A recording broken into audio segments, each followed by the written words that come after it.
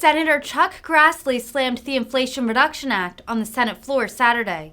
He labeled the bill as a, quote, long list of reckless tax increases and spending.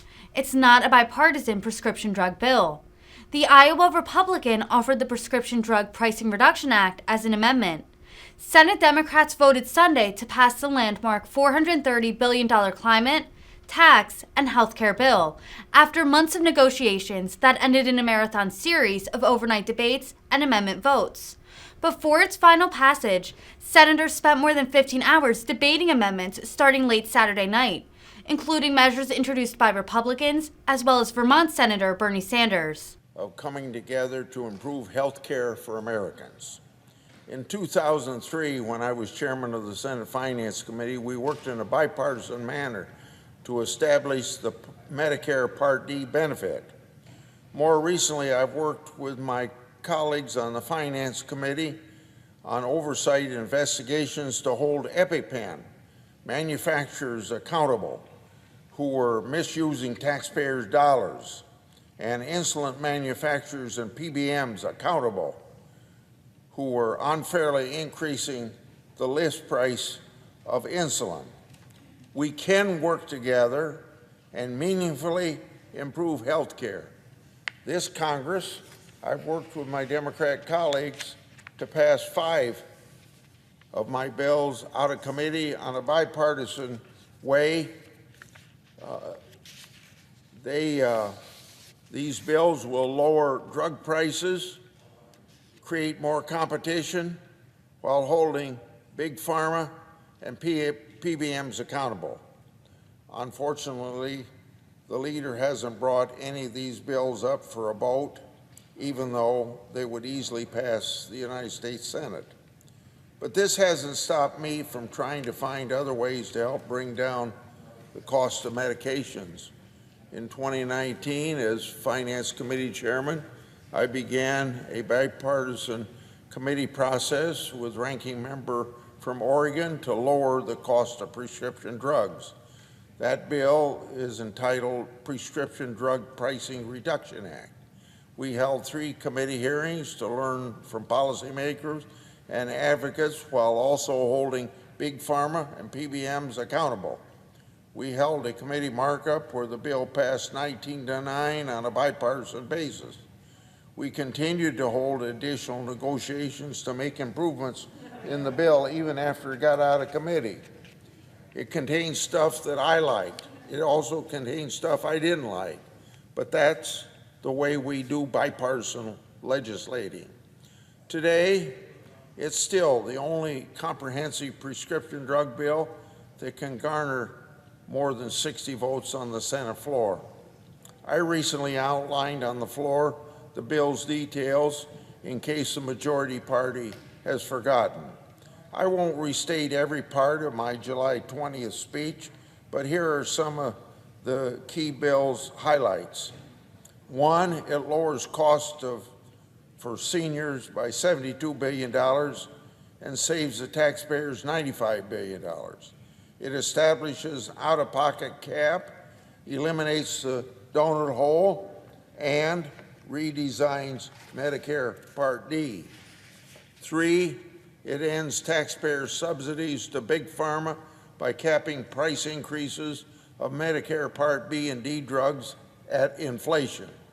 4th, it establishes accountability and transparency in the pharmaceutical industry. And 5, and most important in this body, the bill is bipartisan. Now, believe it or not, a bipartisan bill limiting pharmaceutical increases is possible. Compare this to what the majority has offered us. Their partisan bill includes more reckless spending and tax increases. Their partisan bill reduces the number of new cures and treatments. Their bipartisan bill fails to enact any bipartisan accountability for Big Pharma, in particular for PBMs, even while the majority party has decided to pursue a purely partisan bill in secret over the past 20 months. I've continued to meet with Democrats and Republicans to advance a bipartisan and negotiated bill. I would prefer a bipartisan bill to pass the United States Senate. We could still pass the Prescription Drug Pricing Reduction Act. My colleagues know it. Several of them have thanked me publicly on my bipartisan work to lower prescription drug prices. Sadly, the majority party has chosen a different route. They've chosen a bill that contains zero PBM accountability. It gives middlemen a pass. They've chosen a bill that contains none of the 25 accountability and transparency provisions that had bipartisan consensus in my bill. Finally, one last thing I would like to address about my colleagues' reckless tax and spending. I've heard some of my colleagues on the other side say this bill's prescription drug provision is what I've described today as Grassley widened. This is untrue. This is a reckless tax and spending bill. It's not bipartisan, and no reporter should accept or repeat that notion. I oppose the partisan bill because it's a long list of reckless tax increases and spending. It's not a bipartisan prescription drug bill that passed out of Finance Committee 19-9. I will file the Prescription Drug Pricing Reduction Act as an amendment today. We could strike and replace this reckless tax and spending spree with comprehensive drug pricing reform that could garner more than 60 votes and lower drug prices while holding Big Pharma and PBMs accountable.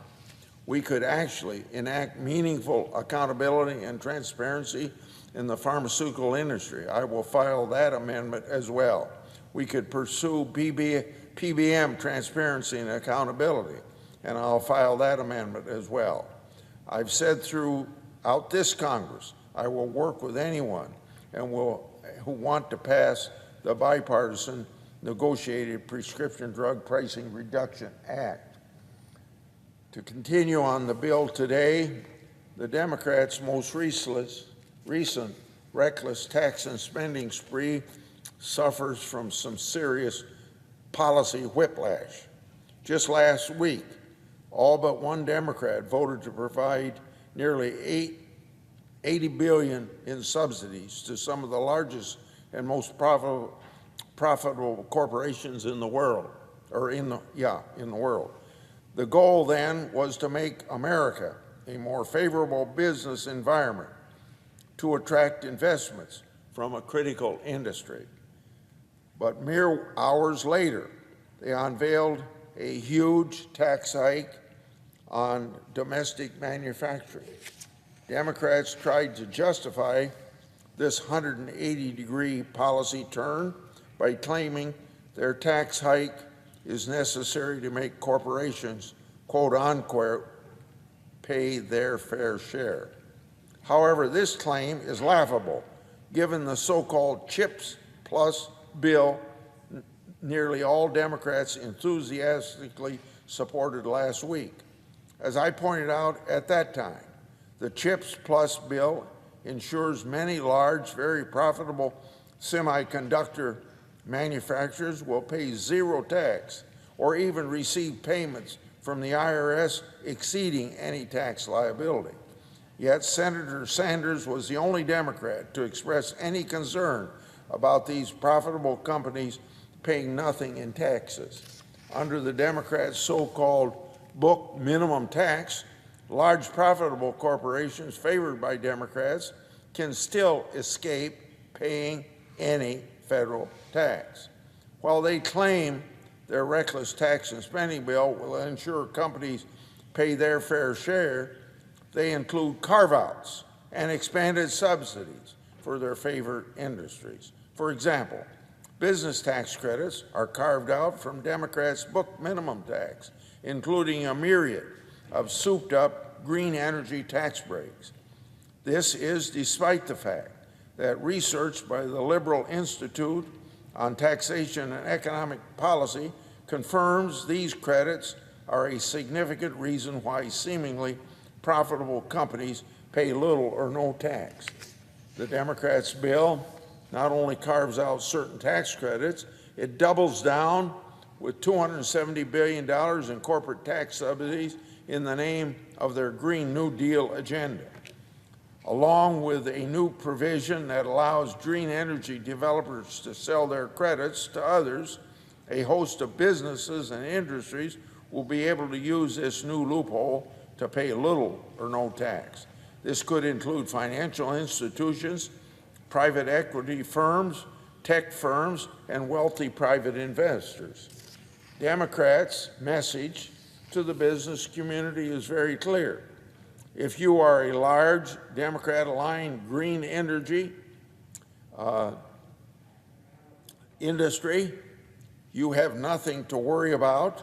Paying your fair share of taxes is optional. But if you are a domestic textile or electronics manufacturer, prepare to be taxed into submission.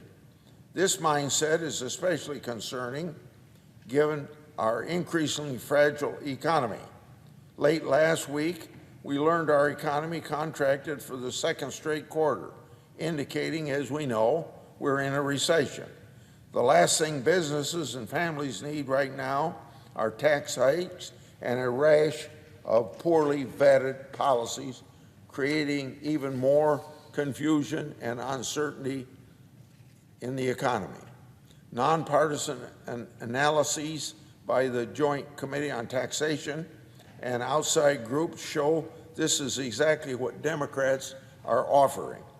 During the election, Democrats promised not to raise taxes on anyone earning less than $400,000, but the Joint Committee on Taxation confirms their proposal does exactly the opposite. For 2023 alone, Democrats propose a $17 billion tax hike on families and individuals making less than $200,000. While Democrats' tax hike hit Americans of all incomes, their proposed benefits are targeted at a privileged few, like helping wealthy Americans purchase $80,000 electric SUVs. According to Joint Committee on Taxation, the original version of their bill had a whopping $155 billion tax hike on domestic manufacturing stemming from their so-called book minimum tax.